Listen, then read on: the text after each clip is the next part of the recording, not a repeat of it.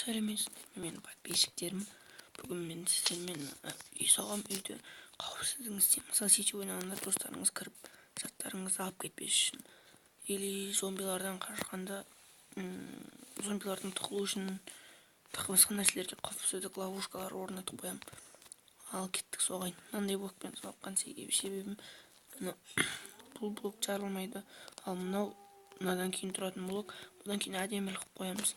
Жарылғанда бәрі кіріп кетуі мүмкін. Мынау бірақ төбесіне тағы да мынандай қылып екеуін араластырып соқсақ, бір блоктан ешкім сыймайды. Ал кеттік.